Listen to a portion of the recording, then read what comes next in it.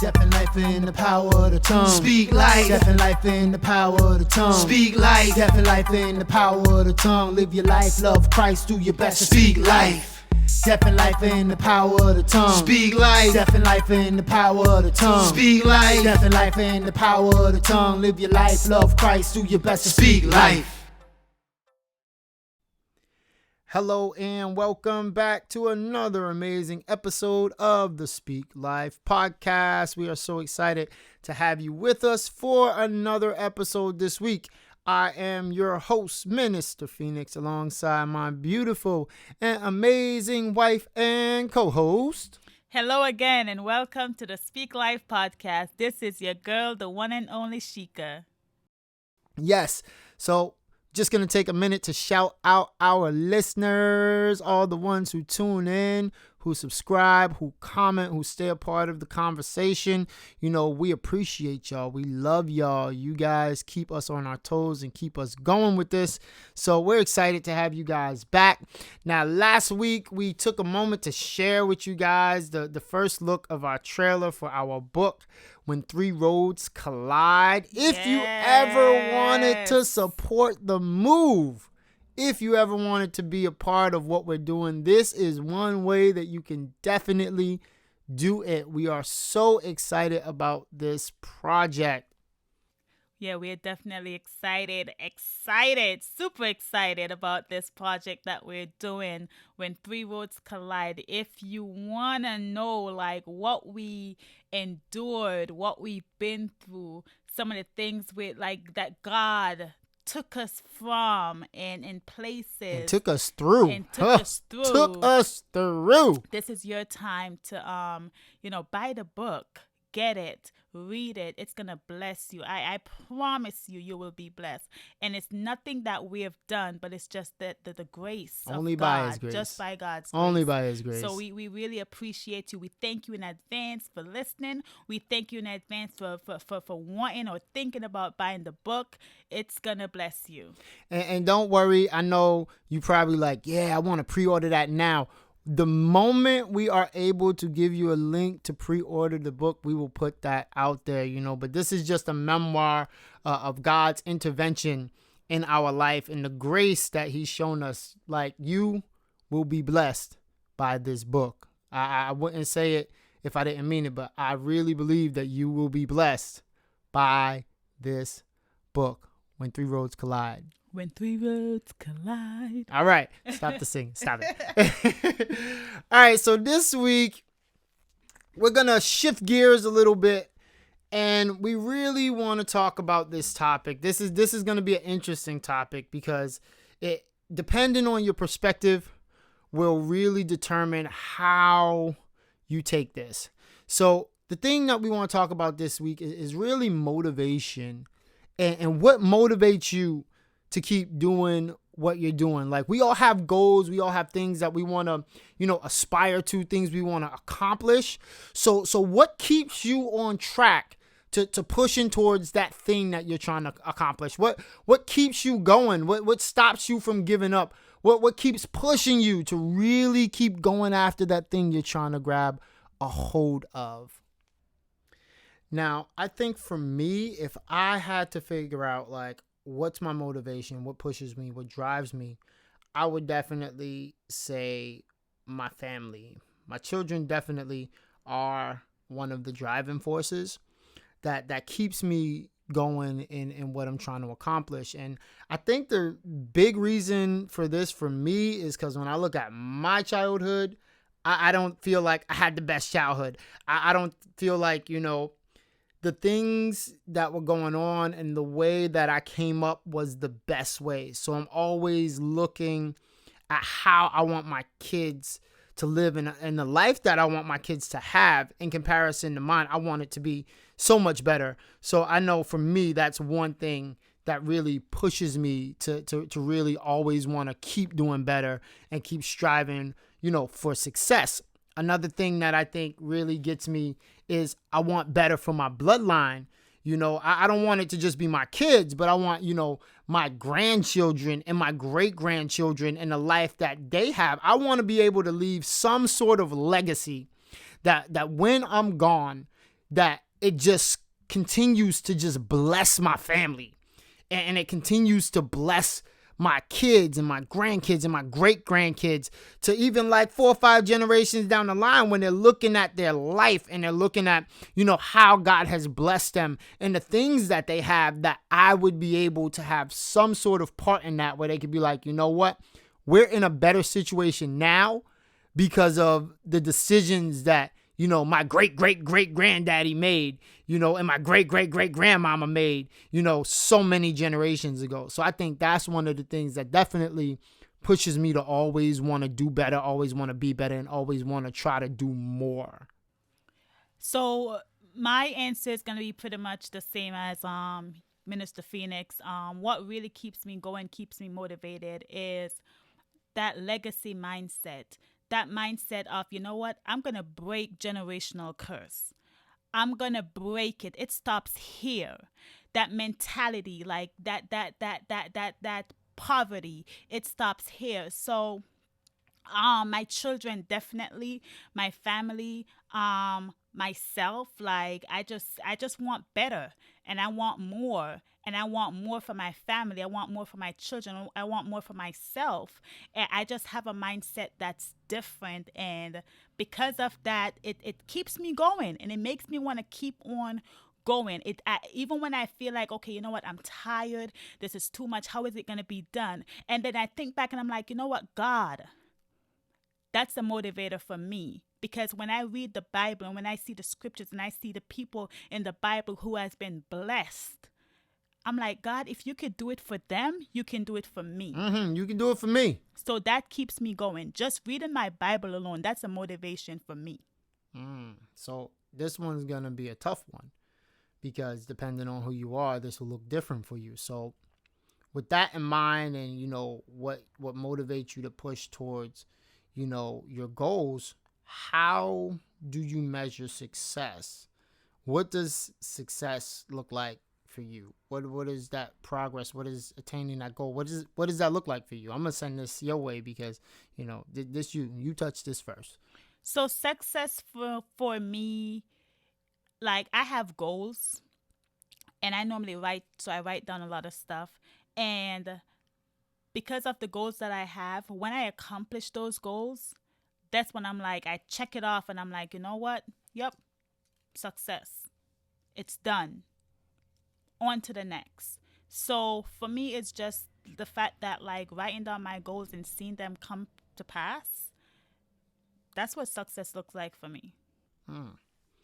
This one's a little harder for me. I have to be honest. This one is a little harder for me because my picture of success is kind of different in the sense of, goals and being able to accomplish those goals. I feel like it leads to, accomplishments of different things. Like if we're thinking about school, for example, if I complete this degree program, does that mean that, I've been successful? I think it means I'm successful in that area, but in the grand scheme of things, it's like, what accomplishments would I have to attain to really, be successful in my eyes? And I think for me, that takes on a whole lot of different things, because it's like, if I think about ministry, what does success in ministry look like? Does it mean I'm going to have all these people who are part of this, program, a part of this ministry that I'm working in? Or does it mean that, 2 people gave their life to the Lord? As far as career, does it mean that, I have, this big salary?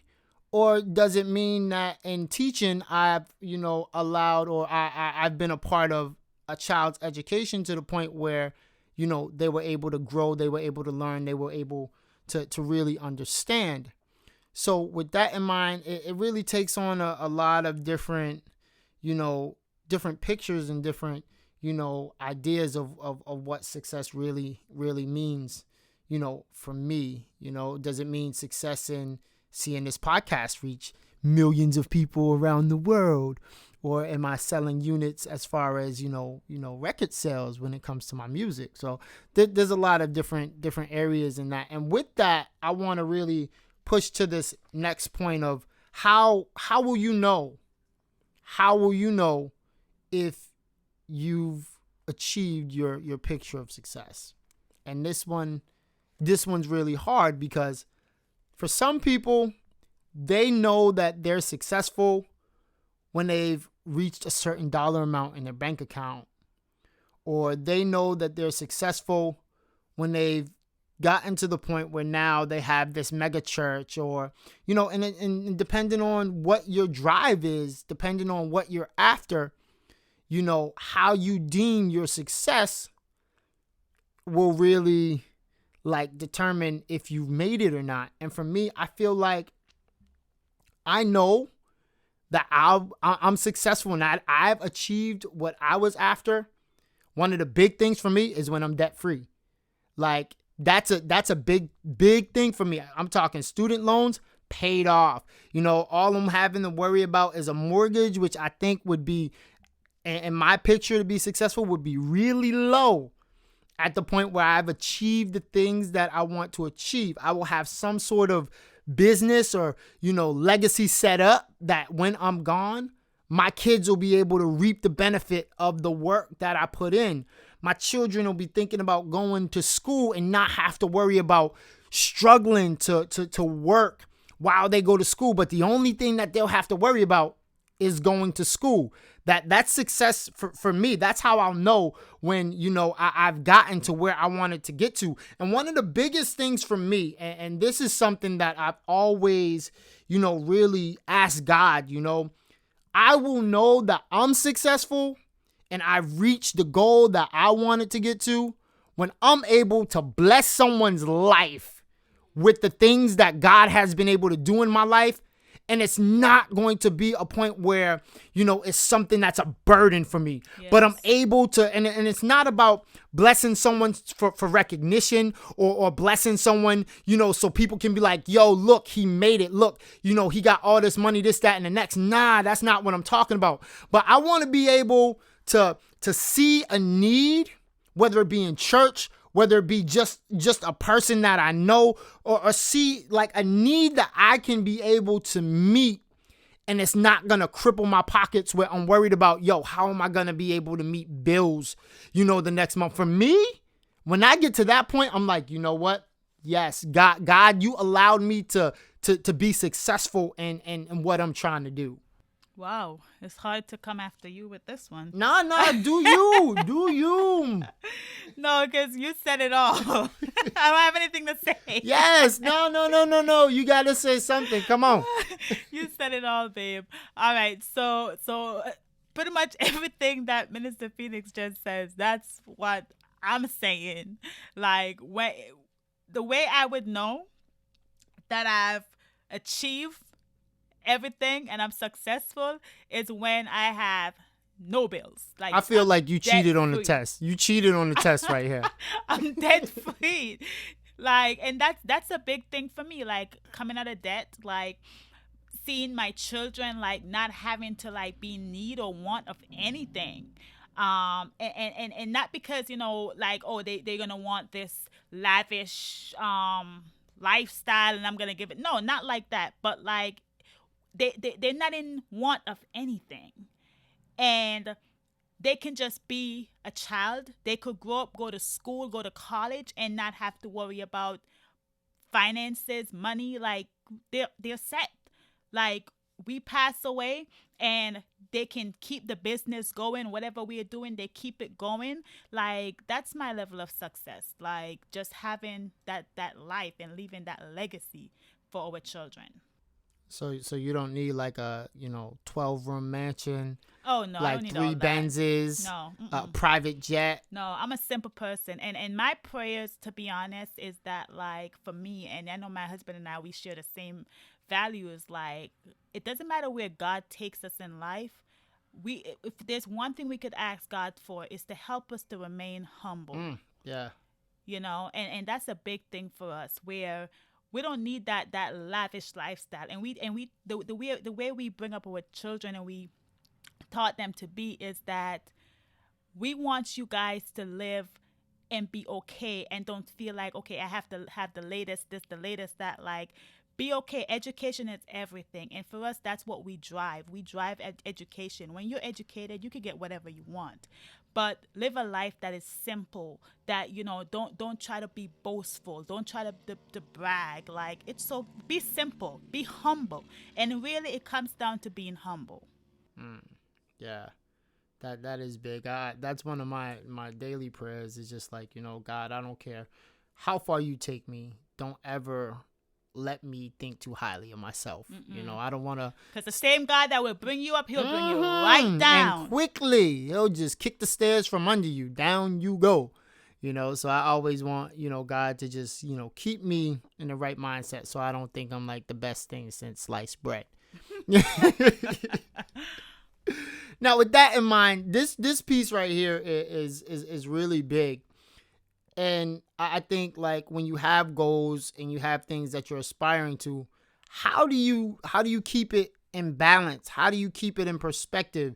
Because you have people who will spend their whole life chasing that promotion or, chasing that dream of being rich and being a millionaire, being a movie star, being a rap star, whatever it is that they're chasing. Like, how do you keep it in perspective so that you're not consumed with chasing that dream? How do you do that? Wow. I'm a big believer in self-care. Self-care for me is everything. I have my moments when I put my phone down. I don't want to talk to anybody, not because I'm being selfish, but I'm taking a time for myself where I'm just trying to sit back and think within myself. Or, like I said, I do a lot of writing, so I'll just write and I'll just become like self-aware.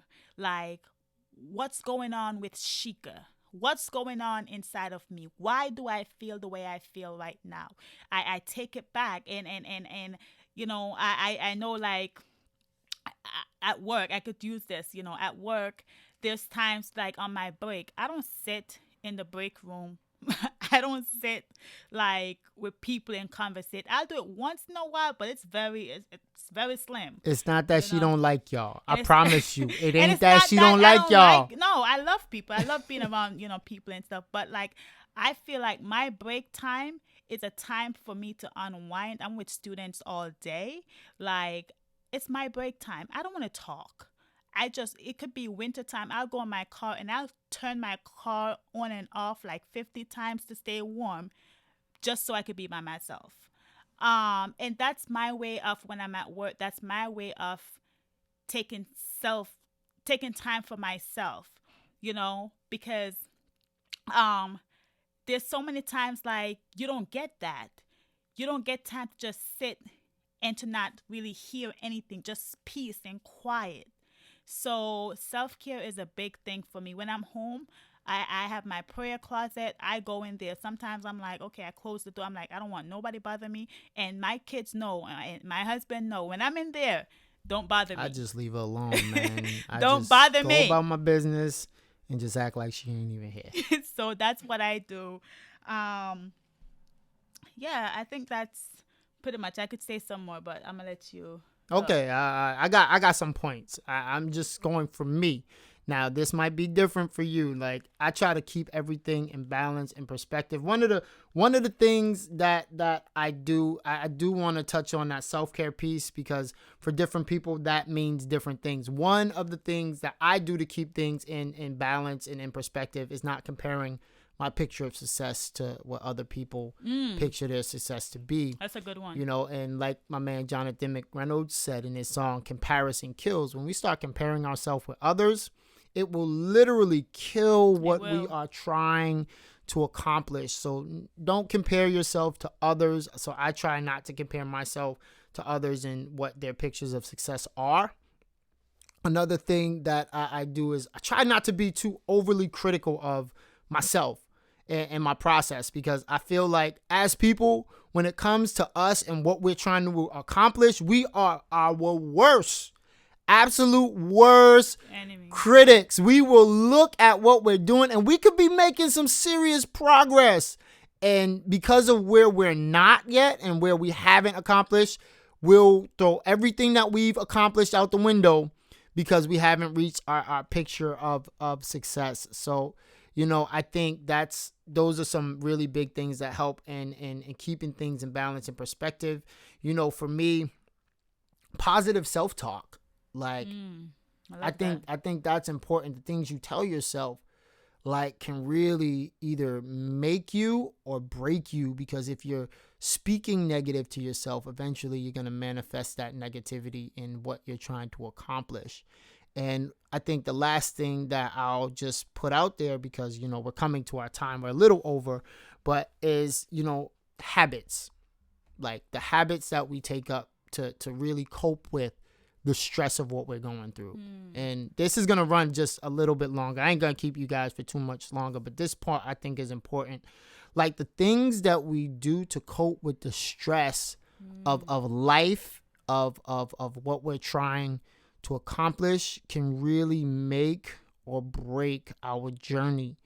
And what I mean by this is, you have to have positive outlets to get through stress, because there's going to be times where you are going to be stressful and you are going to want to give up and you're going to feel like you're on the ledge, but you have to figure out positive ways to cope with these. And for me personally, I'll go through a few of these. For me, I don't engage in any addictive behaviors, and this is why. Like, I know people who drink, I know people who smoke, and for me, that would never be for me, because I know when I was younger, the drinking piece, I used to use that to self-medicate for some of the traumatic things that I was going through. And for me, I can't cause myself to get in a space like that where that becomes the thing that I run to when stress comes my way, because I've seen how addiction can touch other people's lives and how it can, really cripple people. So for me, I know working out has been something that's been big for me. Journaling has been something that's been big for me, and really just reflecting. It's really good to be reflective, really have something that you can just think about. And if you can, find someone you can be real with. Yes, that's true. And when I say find someone you can be real with, it could be, a friend, it could be a family member, it could be your spouse, but you have to find someone that you can be real with, who's going to look at what you're going through, who ain't going to judge you, ain't going to run talking about your business, but will help you to be able to work through what you are going through, because we all go through something. And sometimes we just need someone to just listen and talk us off those proverbial ledges. Yes. I want to add to what Minister Phoenix is saying about, trying to find that one person that you could go to.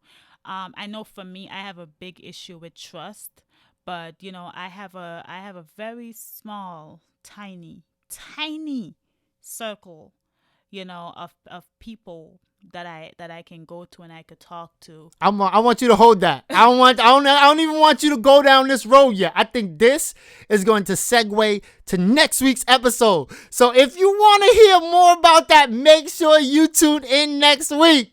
Don't even touch it yet. No. I know It feels good. You was going there too.